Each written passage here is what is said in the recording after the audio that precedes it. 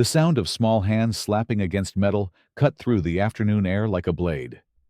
8-year-old Marcus Williams pressed his face against the cold steel of the patrol car. His hearing aids knocked askew, tears streaming down his cheeks as two officers held his thin arms behind his back. The plastic zip tie cut into his wrists, too tight for such small bones, while his mouth moved in silent sobs that no one seemed to understand were not defiance, but desperation. "Stop resisting!" Officer Bradley Martinez shouted, his voice hoarse from repeating commands that fell on ears that could not hear them. The boy's legs kicked weakly against the car's bumper, his Superman sneakers leaving small scuff marks on the white paint. Around them, Riverside Park's usual Tuesday afternoon bustle had ground to a halt. Parents pulled their children closer. Teenagers stopped their basketball games. And elderly couples on benches craned their necks to see what was happening near the playground. 20 minutes earlier, Marcus had been laughing. The sound was different from other children's laughter, slightly off-pitch and too loud, but filled with the same pure joy that all 8-year-olds possess when they discover something wonderful. He had found a small turtle near the pond's edge, its shell gleaming wet in the October sunlight, and was trying to show it to anyone who would look. His hearing aids, the latest model his mother Sarah had saved 3 months to afford, picked up the ambient noise of the park. But like all technology, they had their limits. The playground was Marcus's favorite place in the world. Here, among the swings and slides and climbing structures, he felt normal. The other children rarely noticed his hearing aids, too caught up in their games to pay attention to the small plastic devices behind his ears. He had learned to read lips reasonably well for his age, and most kids were patient enough to face him when they spoke, especially once they understood he couldn't hear them otherwise. Marcus attended Riverside Elementary, where he was mainstreamed into regular classes with the support of Mrs. Chen, an interpreter who helped him navigate the hearing world. His teachers praised his intelligence and determination.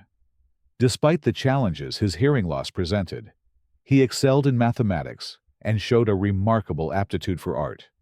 His drawings covered the refrigerator at home, detailed pictures of superheroes and dinosaurs and spaceships that spoke to an imagination unbound by the silence that surrounded him.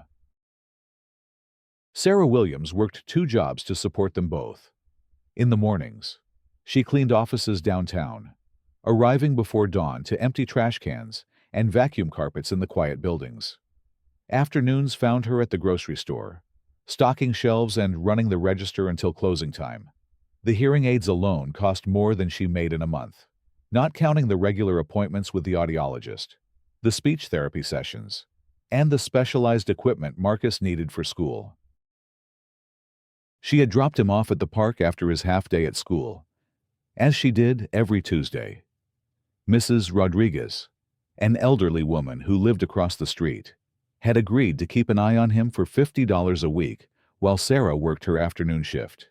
It was an arrangement born of necessity and trust, built over months of careful negotiation and gentle assurance that Marcus was a responsible child who knew the rules: stay in the playground area, don't talk to strangers, and be ready to leave when Mrs.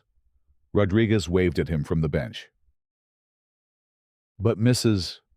Rodriguez had stepped away to use the restroom in the park's community center. She would later blame herself for those crucial 10 minutes, though everyone who knew her understood she couldn't have predicted what would happen next. Karen Hutchinson noticed the boy immediately. She had been walking her small white dog, a Pomeranian named Princess, when she spotted Marcus crouched by the pond. There was something about him that bothered her immediately, though she couldn't articulate exactly what it was. Perhaps it was the way he seemed so focused on something she couldn't see, or the way his mouth moved as he talked to himself, or simply the fact that he appeared to be alone. Karen was 62 years old, recently retired from her position as a middle school administrator, and she had very firm ideas about how children should behave in public spaces. She believed in order, in respect for authority, and in the importance of immediate compliance when adults spoke to children. Her own 3 children, now grown and living in distant cities, rarely called her anymore, a fact that had left her with too much time and too little purpose. She approached Marcus slowly, Princess yapping at her heels. The boy was completely absorbed in watching the turtle, making soft sounds that Karen interpreted as talking to himself. When she cleared her throat loudly, he didn't look up. When she said, "Excuse me, young man," in her most authoritative voice, he continued to ignore her completely. "Young man," she said again, louder this time. "I'm talking to you." Marcus remained focused on the turtle, gently touching its shell with one finger, while making the soft, wordless sounds that helped him process the world around him. The hearing aids picked up some ambient noise, but Karen's voice, coming from behind and to his left, was lost in the general cacophony of park sounds. Karen's face flushed red. In her world, children who ignored adults were displaying the worst kind of disrespect. She had spent 30 years in school administration dealing with what she considered increasingly defiant children, and she was not about to let this behavior slide. She walked around to face the boy directly, her dog still yapping, and was surprised to see he appeared completely unaware of her presence.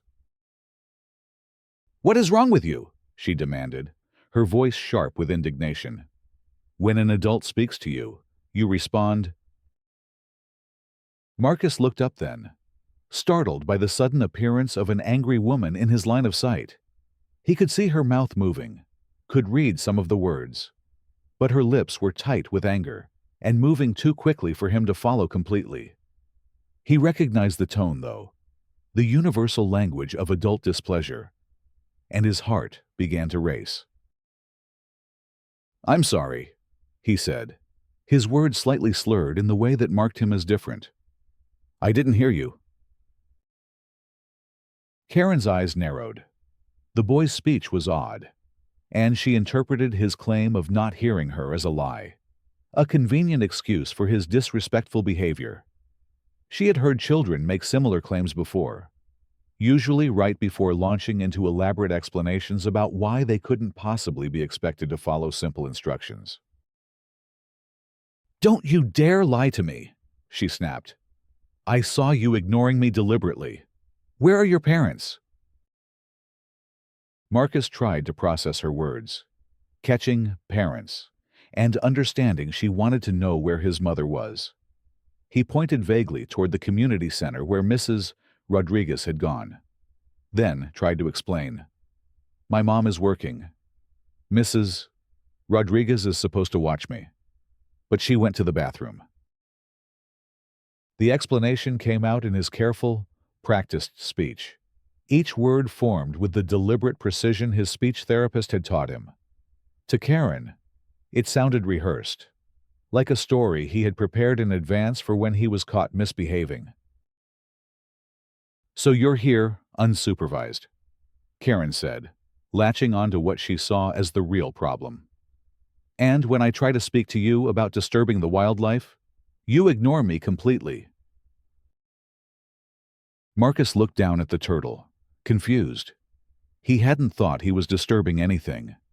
He was just looking, the way his mother had taught him to appreciate nature without hurting it.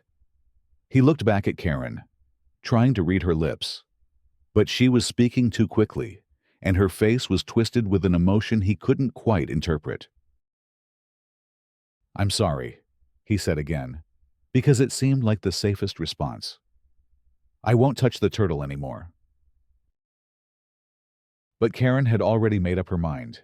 This child was clearly unsupervised, possibly truant from school, and definitely displaying the kind of defiant behavior that led to more serious problems if left unchecked. She had seen it countless times during her years in education. Children who started with small acts of disrespect and escalated to more serious behavioral issues. She pulled out her cell phone and dialed 911. "Yes," I need to report a child who appears to be unsupervised and is acting very strangely, she said, her voice taking on the crisp, official tone she had perfected during her administrative career. He's at Riverside Park, by the pond. When I tried to speak to him about disturbing the wildlife, he completely ignored me. He's either on drugs or has some kind of mental problem. Marcus watched her make the phone call, understanding enough to know she was talking about him. His chest tightened with the familiar anxiety that came when adults seemed angry with him for reasons he couldn't understand. He started to back away slowly, toward where he thought Mrs. Rodriguez might be, but Karen stepped to block his path. "Oh no, you don't," she said firmly. "You're staying right here until the police arrive." The word police was one Marcus knew well. He could read it on Karen's lips, could understand the threat implicit in her tone. His eyes widened with fear, and he shook his head. "I didn't do anything wrong," he said, his voice rising with panic. "Please, I just want to go find Mrs. Rodriguez." But Karen heard only what she expected to hear: the whining of a child caught misbehaving, trying to escape consequences through manipulation and lies. She had dealt with hundreds of such children over the years, and she knew the importance of standing firm. "The police will sort this out," she said with satisfaction. "Maybe they can find your parents and explain to them what happens when they don't properly supervise their children." Marcus began to cry then, not the loud wailing of a typical 8-year-old tantrum, but the quiet, heartbroken sobs of a child who had learned early that the world could be confusing and frightening in ways that had nothing to do with anything he had done wrong. The tears made his hearing aids squeal with feedback, a high-pitched whine that only he could hear, adding another layer of distress to an already overwhelming situation. Other park visitors had begun to notice the confrontation. A group of teenage girls stopped their conversation to stare. A man walking his dog paused to see what was happening. Several parents at the nearby playground gathered their children closer, the universal instinct to protect their young activated by the sight of adult conflict.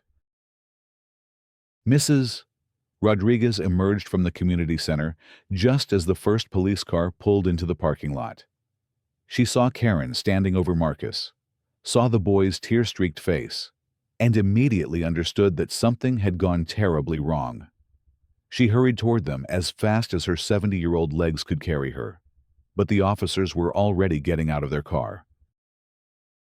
Officer Martinez and his partner, Officer Jennifer Walsh, had responded to Karen's call with the weary resignation of cops who dealt with similar situations daily. 9 times out of 10, calls about suspicious children turned out to be misunderstandings. Kids waiting for parents or playing in ways that made nervous adults uncomfortable. But they had to respond to every call, follow every lead, because the one time they didn't could be the time something serious was actually happening.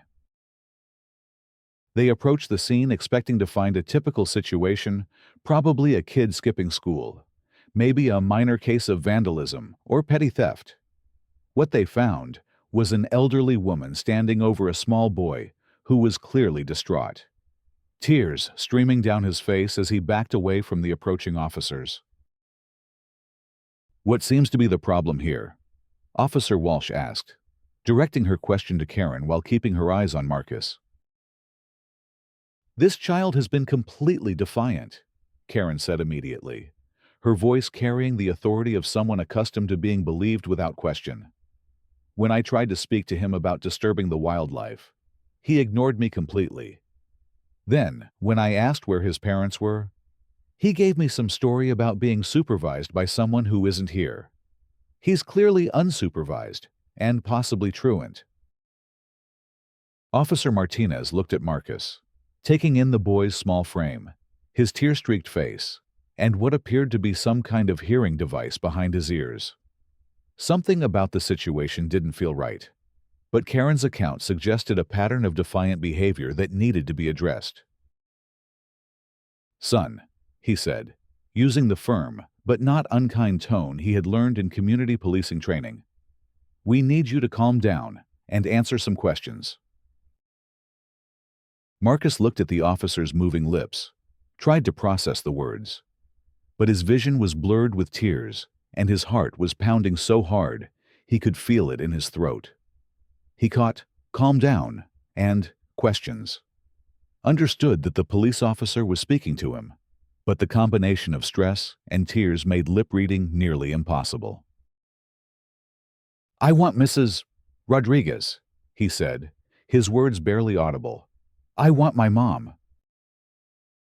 Officer Martinez interpreted the boy's response as evasion. In his experience, children who were genuinely innocent typically answered direct questions directly. Marcus's request for someone who wasn't present suggested he was trying to avoid accountability for whatever he had done wrong. "We'll worry about that later," Martinez said, his tone becoming more authoritative. "Right now, I need you to tell me your name and what you're doing here." Marcus tried to focus on the officer's lips, but the man was standing at an angle that made it difficult to see his mouth clearly. He caught name and understood he was supposed to provide it, but the stress of the situation was making it hard to think clearly. "Marcus," he said quietly. "Marcus Williams." "Good," Officer Walsh said, making a note in her pad. "Now, Marcus, this lady says you were ignoring her when she tried to talk to you. Is that true?" Marcus looked from one officer to the other, trying to understand what they wanted from him. He could see they were asking questions, could catch some of the words, but the context was moving too quickly for him to follow completely. "I didn't hear her," he said, the same explanation he had given Karen. "I'm sorry." Officer Martinez exchanged a look with his partner. The boy's claim of not hearing seemed inconsistent with his ability to respond to their questions, and his continued insistence on this excuse was beginning to seem deliberately obstinate. "Marcus," Martinez said, leaning down to the boy's eye level, "I can see that you can hear me just fine. So, I need you to stop pretending and tell me the truth about what happened here." The officer's change in position actually made it easier for Marcus to read his lips, and he caught most of the words this time. But the accusation that he was pretending hit him like a physical blow. He had heard variations of this accusation his entire life, from well-meaning relatives who thought he was being dramatic about his hearing loss to classmates who suspected he used his disability to get out of trouble. "I'm not pretending," he said, his voice rising with frustration and hurt. "I really can't hear very well. I have hearing aids." He pointed to the devices behind his ears, but the gesture only seemed to make the officers more suspicious. In their experience, children who were genuinely cooperative didn't usually argue with adult authority figures or make excuses for their behavior. "Son," Officer Walsh said, her patience beginning to wear thin, "we've asked you several simple questions, and you keep avoiding giving us straight answers. That's not helping your situation." Marcus felt the familiar frustration that came with miscommunication, the sense that he was speaking a different language from everyone around him, even though they were all supposedly using English. He could see that the officers were becoming more impatient, could read the growing sternness in their body language, but he didn't understand what they wanted from him that he wasn't already giving. "I answered your questions," he said, his voice beginning to shake. "I told you my name. I told you I didn't hear the lady. I don't know what else you want me to say." Karen, who had been watching this exchange with growing satisfaction, stepped forward again. "Officers, this is exactly what I was talking about," she said. "Complete defiance and disrespect. He ignored me for 5 full minutes when I was trying to speak to him, and now he's giving you the same treatment." Mrs. Rodriguez had been trying to reach the group, But her progress was slow, and she kept getting blocked by curious onlookers who had gathered to watch the drama unfold. She could see Marcus in distress, could see the police officers, and her heart was pounding with the terrible knowledge that something had gone very wrong in the few minutes she had been away. "Marcus!" she called out, her voice carrying across the open space. "Marcus! I'm here!" Marcus heard his name and turned toward the familiar voice. Relief flooded his face when he saw Mrs. Rodriguez approaching, and he started to move toward her. "Stay right there," Officer Martinez commanded, his voice sharp with authority. "Nobody told you to move." But Marcus, focused on reaching the safety of Mrs. Rodriguez's familiar presence, didn't catch the officer's command. He took another step toward the elderly woman who represented security and understanding in a situation that had become increasingly frightening and confusing. "I said stop," Martinez shouted, his training kicking in as he interpreted the boy's movement as deliberate defiance of a direct order. The shout was loud enough that even Marcus's compromised hearing picked it up. But by then, it was too late. Officer Martinez moved quickly, as he had been trained to do when dealing with non-compliant individuals. He grabbed Marcus's arm, spun him around, and pushed him against the side of the patrol car. The impact knocked Marcus's hearing aids askew, and suddenly, the already muffled world became almost completely silent. The boy's cry of fear and pain was audible to everyone except himself. A heartbreaking sound that cut through the afternoon air and brought the gathering crowd of observers to a stunned silence. "Stop resisting," Martinez yelled, though Marcus could no longer hear the command. The boy's instinctive struggle against being held was interpreted as resistance, leading to more force, more shouted commands that fell on ears that could no longer process them. Officer Walsh moved to assist her partner, and together, they forced Marcus's small arms behind his back. The zip ties they used were designed for adult wrists, too large and too tight for an 8-year-old's thin arms. But, in the heat of the moment, with what they perceived as a defiant child refusing to comply with lawful orders, such considerations seemed secondary. Mrs. Rodriguez finally reached the scene, her face pale with shock and her voice trembling with outrage. "What are you doing?" she cried. "He's just a little boy. He can't hear you." "Ma'am, step back," Officer Walsh ordered. "This child has been uncooperative and disrespectful. We're handling the situation."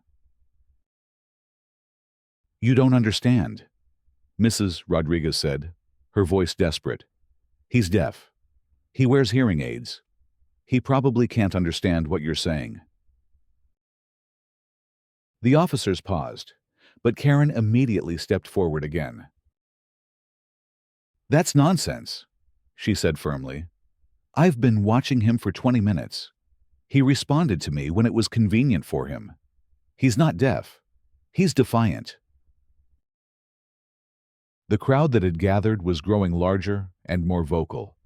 Parents pulled out their phones, some to call other parents, others to record what was happening. The sight of a small child pressed against a police car, his arms secured behind his back, was shocking enough to galvanize people who might otherwise have minded their own business. "This is wrong," someone called out. "He's just a kid." "Let him go," another voice shouted. But the officers, now faced with what they perceived as a hostile crowd and a child who continued to struggle against his restraints, felt their training and their safety protocols taking precedence over doubts about the situation. Marcus's continued movement against the zip ties looked like resistance to their authority, and the growing crowd felt like a potential riot situation. "Everyone needs to step back and calm down," Officer Martinez announced to the crowd. "This is a police matter, and we're handling it appropriately." Marcus, pressed against the cold metal of the car, with his arms twisted behind him, was experiencing a level of terror unlike anything in his 8 years of life. The world had gone almost completely silent when his hearing aids were knocked out of position, leaving him in a sensory void that magnified every other feeling. The metal was cold against his cheek, the zip ties cut into his wrists, and the weight of the officers holding him down made it hard to breathe. He could feel vibrations through the car that told him people were talking, could sense movement and agitation in the crowd around him, but he had no way to understand what was happening or why. In his limited experience with police officers, they had always been friendly, the kind who visited his school for safety presentations and waved at children in the hallways. The disconnect between those positive interactions and his current situation was too vast for his young mind to process. Sarah Williams was restocking the cereal aisle when her phone rang. She almost didn't answer it, knowing that taking personal calls during work hours was strongly discouraged. But something about the persistent ringing made her glance at the caller ID. Mrs. Rodriguez's name on the screen sent an immediate spike of anxiety through her chest. "Hello," she answered quietly, ducking behind a display of breakfast bars. "Sarah, you need to come to the park right now." Mrs. Rodriguez's voice was shaking with emotion. "The police have Marcus." For a moment, Sarah couldn't process the words. They seemed to come from a different reality, one where 8-year-old boys could be of interest to law enforcement. "What do you mean they have him?"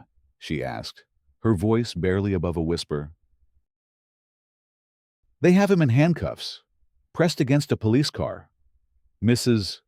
Rodriguez said, and Sarah could hear the tears in the older woman's voice. "There was a misunderstanding with some woman who called the police. She said he was being defiant. But Sarah, they don't understand about his hearing." Sarah felt the world tilt beneath her feet. She grabbed the edge of a shelf to steady herself as the full implications of Mrs. Rodriguez's words sank in. "I'm coming," she said, already moving toward the front of the store. "Don't let them take him anywhere. I'm coming right now." She found her supervisor, a middle-aged man named Dave, who had always been understanding about the complications of single motherhood, and managed to explain the situation through her rising panic. Dave, who had children of his own, took one look at her face and told her to go, that they would figure out the scheduling later. Sarah ran through the parking lot to her 15-year-old Honda, her hands shaking so badly she could barely get the key in the ignition. The drive to Riverside Park normally took 12 minutes. She made it in 7, running 2 red lights and taking corners at speeds that would have terrified her under normal circumstances. She could see the crowd before she even parked the car. There were at least 50 people gathered in a loose circle around something near the pond, and she could see the flash of red and blue lights from police vehicles. Her heart hammered against her ribs as she abandoned her car in the parking lot and ran toward the commotion. The crowd parted as she approached, word spreading quickly that the boy's mother had arrived. What she saw when she broke through the circle of observers would remain burned into her memory for the rest of her life. Her son, small and vulnerable, pressed against a police car with his arms secured behind his back, his face streaked with tears and his hearing aids hanging loose around his neck. "Marcus!" she screamed, the sound raw and desperate. The boy turned his head at the sound of his mother's voice, and the relief that flooded his face was visible to everyone present. He tried to move toward her, but the officers held him in place. "Ma'am, you need to stay back," Officer Walsh said, but her voice lacked some of the authority it had carried earlier. The sight of the distraught mother had introduced a new dynamic to the situation, one that made the officer's actions feel less clear-cut. "That's my son," Sarah said, her voice shaking with emotion. "What are you doing to my son?" "Your son has been uncooperative and disrespectful to both a citizen and to officers of the law," Officer Martinez explained, though he was beginning to feel less certain about his interpretation of events. "He's been refusing to follow direct orders and—" "He's deaf!" Sarah shouted, her voice carrying across the park. "He's 8 years old and he's deaf. He can't hear your orders." She pulled her phone from her purse with shaking hands, scrolling through photos until she found what she was looking for: medical records, audiologist reports, school accommodation plans, all the documentation that proved her son's disability was real and profound. "Look," she said, holding out the phone to Officer Martinez. "These are his medical records. He has a severe hearing loss. He wears hearing aids, but they don't restore normal hearing.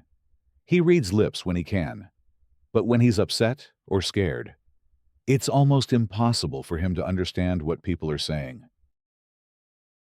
Officer Martinez looked at the phone, scanning the medical terminology and official letterheads that clearly documented Marcus's hearing impairment.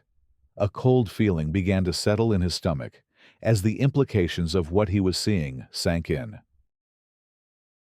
"He goes to Riverside Elementary," Sarah continued, tears streaming down her face. "Mrs. Chen is his interpreter. He's in the gifted program. He's never been in trouble in his life. Please, just let me hold my son." The crowd had grown larger and more vocal as word spread about what was happening. Parents who had brought their children to the park found themselves confronting the horrible possibility that their own kids could be subject to similar treatment. Teenagers recorded the scene on their phones, the footage already being uploaded to social media, with captions that would soon make this small park in a quiet neighborhood the center of a much larger conversation. Karen, who had been standing to the side watching her complaint being taken seriously by law enforcement, began to feel the first stirrings of doubt. The medical records on the phone screen were clearly legitimate, and the mother's distress seemed genuine rather than performed. But she had invested too much in her version of events to back down easily. "I don't care what those papers say," she announced loudly. "I know what I saw.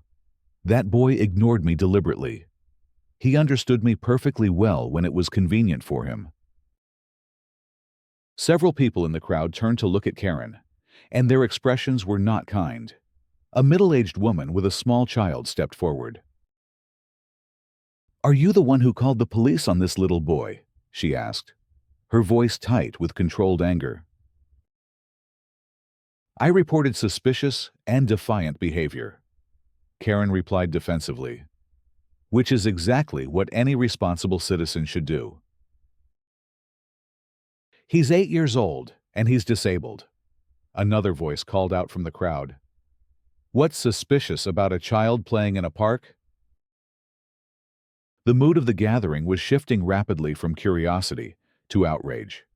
People who had initially given the police the benefit of the doubt were now seeing the situation through different eyes. The sight of a small, hearing-impaired child being treated like a criminal was galvanizing the crowd in ways that surprised even them. Officer Walsh looked at her partner, and she could see her own growing discomfort reflected in his face. The medical documentation was clear. The mother's explanation made sense, and the boy's behavior suddenly seemed less like defiance and more like the confused responses of a child who couldn't understand what was happening to him. "Let's get these restraints off him," she said quietly to Martinez. But as they moved to release Marcus, Karen stepped forward again. "You can't just let him go," she protested. "He was disturbing wildlife. He was unsupervised, and he showed complete disrespect for authority. Medical condition or not, there have to be consequences for that kind of behavior." The crowd's reaction to Karen's continued insistence was immediate and vocal. People began shouting at her, calling her names, demanding to know what kind of person would continue to pursue charges against a disabled child even after the truth had been revealed. "You should be ashamed of yourself," someone yelled. "He's just a baby," another voice added. But Karen, faced with a crowd that was increasingly hostile toward her, doubled down on her position. She had called the police in good faith. She insisted. She had witnessed behavior that concerned her, and she had done what any responsible citizen would do. The fact that the child had a disability didn't excuse the fact that he had been unsupervised and behaving in ways that drew attention. Sarah had moved closer to her son, ignoring the officer's half-hearted attempts to keep her back. She could see that Marcus's hearing aids were damaged, hanging loose around his neck instead of properly positioned behind his ears. Without them, he was effectively deaf, trapped in a silent world while chaos erupted around him. "Can I please just fix his hearing aids?" she asked Officer Walsh. "He can't understand anything that's happening without them." Walsh nodded, and Sarah carefully repositioned the devices behind Marcus's ears, checking to make sure they were secure and functioning. The boy's face showed immediate relief as sound returned to his world, though the cacophony of angry voices and crowd noise was overwhelming after the silence. "Mom," he said, his voice small and scared. "What's happening? Why are there so many people?" "It's okay, baby," Sarah said, her voice breaking. "There was a big misunderstanding, but it's going to be okay now." Officer Martinez had been watching this exchange, and the sight of the mother comforting her frightened child while his wrists were still secured behind his back was becoming increasingly uncomfortable. He looked around at the crowd, at the phones recording every moment, and realized that regardless of their initial justification for their actions, the optics of the situation were terrible. "Let's get these zip ties off," he said quietly to his partner. As soon as Marcus's hands were free, he threw his arms around his mother, burying his face in her shoulder and holding on as if he might never let go. Sarah wrapped her arms around him, and for a moment the crowd fell silent, witnessing the raw emotion of a reunion that shouldn't have been necessary. But Karen wasn't finished. Even as the officers were clearly backing down from their initial position, even as the crowd's anger toward her was becoming increasingly vocal, she insisted on pressing her point. "This is exactly what's wrong with society today," she announced to anyone who would listen. "Parents make excuses for their children's bad behavior, and then everyone else is supposed to just accept it. Disability or not, that child was unsupervised and behaving inappropriately." A woman in the crowd, later identified as Jennifer Martinez, a teacher at a nearby elementary school, stepped forward to confront Karen directly. "What exactly did he do that was so inappropriate?" she asked. "From what I heard, he was looking at a turtle by the pond. Is that illegal now?" "He ignored me when I spoke to him," Karen replied. "He showed complete disrespect for adult authority." "He's deaf," Jennifer said, her voice rising. "He literally could not hear you. How is that disrespect?" The exchange was being recorded by multiple phones, and within minutes, clips of Karen's statements were being shared across social media platforms. The hashtag #JoshJusticeForMarcus began trending locally, and then regionally, as people shared the story of the 8-year-old boy who had been handcuffed for the crime of being deaf in a public space. Local news crews began arriving at the park, having been alerted by social media posts and police scanner reports. The story had all the elements that made for compelling television: an innocent child, overzealous law enforcement, and a neighborhood controversy that touched on larger issues of disability rights and social justice. Reporter Amanda Chen from Channel 7 News was the first to arrive on scene. She immediately grasped the significance of what had happened and began conducting interviews with witnesses, building a narrative that would dominate local news cycles for weeks to come. Mrs. Rodriguez, who had been blamed by her own guilt throughout the ordeal, spoke tearfully about watching the police officers restrain a child she had been trusted to protect. Other park visitors described their shock at seeing such force used against someone so young and obviously vulnerable. Sarah, still holding Marcus close, agreed to speak with the reporter. Her statement was simple but powerful. "My son is a good boy who was playing in a park like any other child. The fact that he has a disability doesn't make him suspicious or dangerous. What happened here today should never happen to any child, but especially not to a child whose only crime was not being able to hear someone speaking to him." The story ran on the evening news that night, and by morning it had been picked up by national outlets. The video footage of Marcus being pressed against the police car, combined with interviews revealing his age and disability status, created a powerful narrative that resonated far beyond the local community. Within 48 hours, the police department was facing intense scrutiny from disability rights organizations, civil rights groups, and advocacy organizations for deaf and hard-of-hearing children. The officers involved were placed on administrative leave pending a full investigation, and the police chief found himself holding press conferences to explain how such a situation had occurred. Karen Hutchinson's identity was revealed through social media investigations, and she found herself at the center of a firestorm of criticism. Her social media profiles were flooded with angry comments. Her employer received hundreds of calls demanding her termination, and she was forced to temporarily leave her home due to protesters gathering outside. The incident sparked a broader conversation about implicit bias, disability awareness, and the treatment of children by law enforcement. Training programs were implemented, policies were reviewed, and community forums were held to discuss how to prevent similar incidents in the future. For Marcus, the trauma of that day would take months of therapy to process. He developed anxiety around law enforcement and strangers, and for a while, he was reluctant to play in public spaces without his mother present. But with the support of his community and professional help, he gradually began to heal. The legal consequences were swift and significant. Karen faced charges of filing a false police report and child endangerment. The officers involved were terminated from the police department and faced their own legal challenges.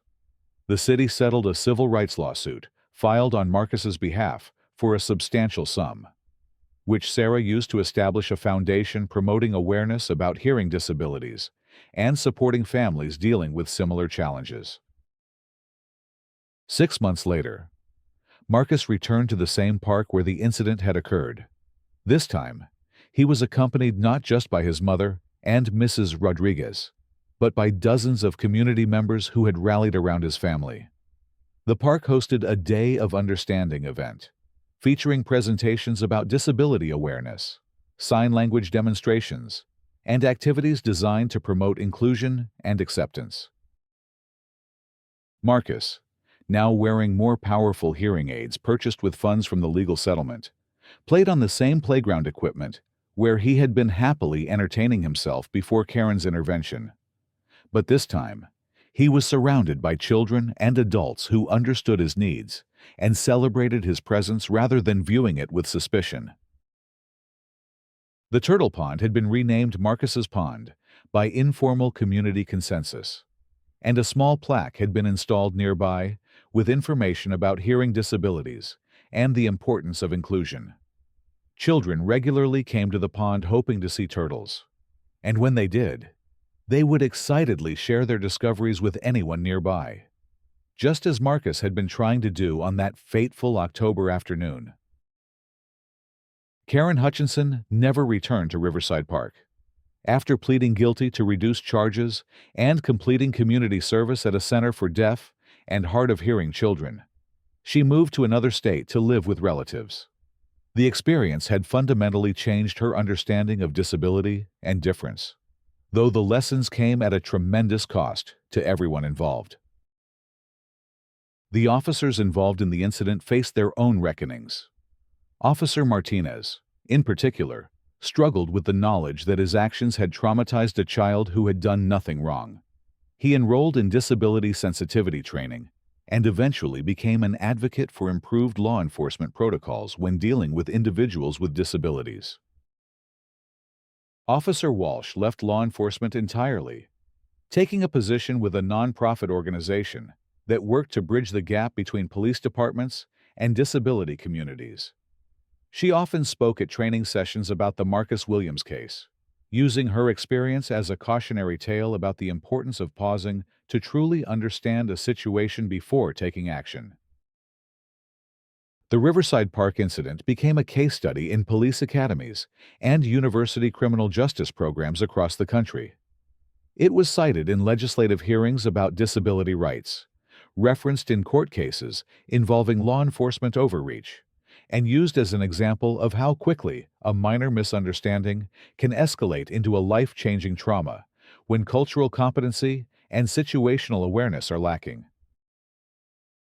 For the Williams family, the journey from that traumatic day to a place of healing and advocacy was long and difficult. Sarah had to take time off work to deal with the legal proceedings and Marcus's therapy needs, putting additional financial strain on a family that was already struggling. But the community support that emerged in the wake of the incident helped carry them through the most difficult periods.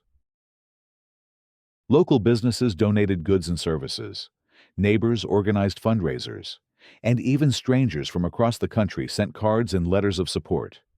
Marcus received hundreds of drawings from other children, many of them deaf or hard of hearing, who wanted him to know he wasn't alone. One letter, from a teenage girl in California who had been born deaf, particularly touched the family. She wrote about her own experiences with misunderstanding and prejudice, but also about the joys and triumphs of living in both the hearing and deaf worlds. She encouraged Marcus to be proud of who he was and to never let other people's ignorance make him feel ashamed of his differences. The foundation that Sarah established with the settlement funds grew into a significant force for change in the community and beyond. It provided resources for families dealing with hearing loss, funded training programs for first responders and educators, and worked to ensure that other children would never face the kind of traumatic misunderstanding that Marcus had experienced. Marcus himself became something of an unwitting advocate for disability rights. His story was featured in children's books about inclusion and acceptance, and he was invited to speak at conferences and events where his presence helped put a human face on abstract concepts of discrimination and justice. As he grew older, Marcus developed a remarkable resilience and wisdom about his experience. He learned to talk about what happened to him, not with bitterness, but with a mature understanding of how fear and ignorance can lead good people to make terrible decisions. His capacity for forgiveness, even toward Karen and the officers who had traumatized him, became part of his story and helped others in the community find their own paths toward healing. The park itself was transformed by the incident and its aftermath. What had once been a quiet neighborhood gathering place became a symbol of community resilience and the power of standing up for what's right. The playground equipment was upgraded with accessibility features. The walking paths were improved to accommodate wheelchairs and mobility devices, and signs throughout the park promoted awareness and inclusion. Most importantly, the culture of the park changed. Parents began teaching their children about different types of disabilities, explaining that some differences are visible and others are not, but that all people deserve respect and understanding. Children learned basic sign language, not because they had to, but because they wanted to be able to communicate with anyone they might meet. The Turtle Pond remained a popular destination. But now it served an additional purpose as a teaching tool. Parents would bring their children to look for turtles, and in the process, they would talk about Marcus and what had happened to him, using his story as a way to discuss empathy, justice, and the importance of thinking before making assumptions about others. On the 5-year anniversary of the incident, the community held a celebration at the park. Marcus, now 13 and thriving in middle school, was the guest of honor. He had grown taller and more confident, his hearing aids barely noticeable beneath a head of thick, dark hair. His speech had improved dramatically with years of therapy, and while he still faced challenges related to his hearing loss, he had learned to navigate the world with remarkable skill and grace.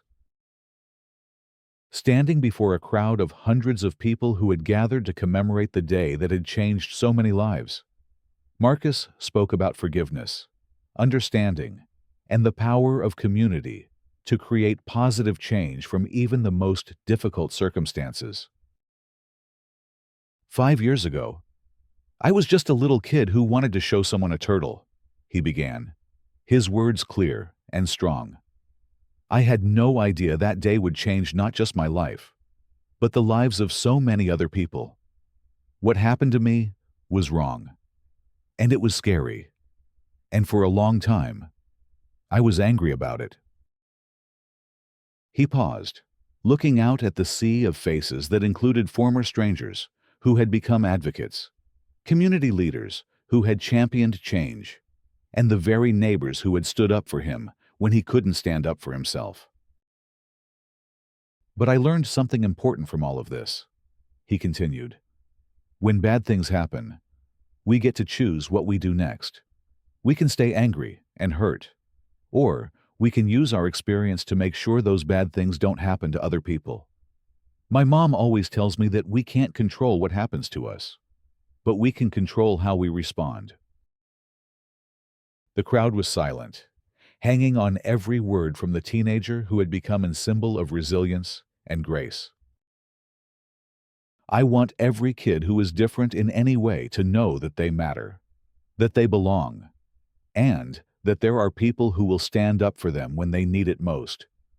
And I want every adult to remember that children are just children.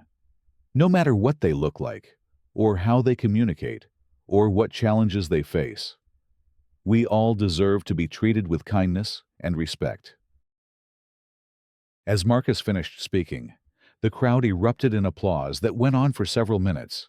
There wasn't a dry eye in the gathering, and even some of the police officers who had come to provide security for the event were wiping away tears. The celebration continued with music, food, and activities designed to promote inclusion and understanding. Children played together without regard for their differences. Parents shared stories about their own journeys toward greater awareness and empathy. And community leaders discussed the ongoing work needed to ensure that Marcus's experience would never be repeated. As the sun began to set over Riverside Park, casting long shadows across the playground where so much had changed, Marcus walked over to the turtle pond with his mother.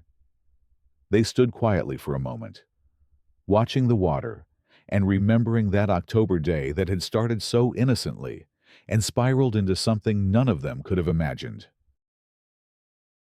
"Do you ever regret what happened?" Sarah asked her son, a question she had been carrying for 5 years, but had never quite known how to voice. Marcus considered the question seriously, as he considered most things these days. He thought about the trauma and the fear, the therapy sessions and the legal proceedings, the attention and the advocacy work that had grown from that single afternoon. "I regret that it hurt so much," he said finally. "And I regret that it was scary. But I don't regret that it happened.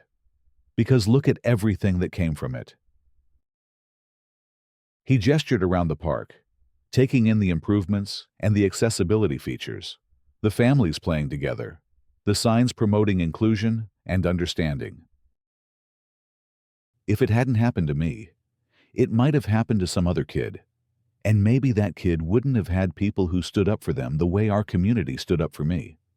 Maybe that kid wouldn't have been as lucky as I was. Sarah put her arm around her son's shoulders, marveling at the wisdom and maturity he had developed through circumstances no child should have to face. She thought about the scared 8-year-old who had been pressed against a police car for the crime of being different. And she looked at the confident teenager he had become, someone who used his experience to make the world a better place for others. "I'm proud of you," she said simply, "not for what happened to you, but for what you've done with it." As they walked back toward their car, Marcus paused at the plaque by the turtle pond. The inscription read, "In memory of a misunderstanding that became a movement. May all children find safety, acceptance, and joy in this place."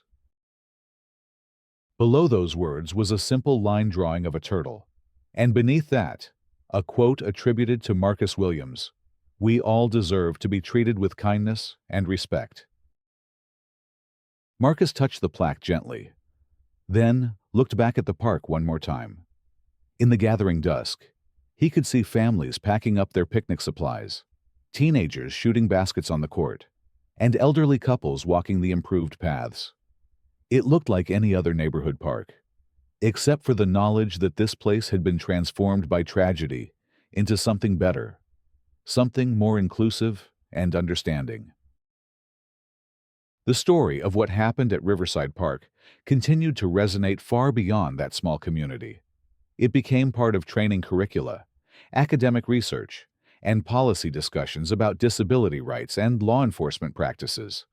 But more than that, it became a reminder that change is possible, that communities can come together in the face of injustice, and that even the most difficult experiences can be transformed into forces for positive change. Marcus Williams grew up to become a lawyer specializing in disability rights, using his personal experience and his legal training to advocate for others who face discrimination and misunderstanding. He never forgot that October day by the turtle pond. But he also never let it define him. Instead, he let it inspire him to spend his life ensuring that other children would be protected from the kind of trauma he had experienced. And in Riverside Park, the turtles continued to live in their pond, unaware of the human drama that had played out around them, but somehow serving as quiet witnesses to the power of community, the importance of understanding, and the possibility of redemption that exists even in the darkest moments of human failing.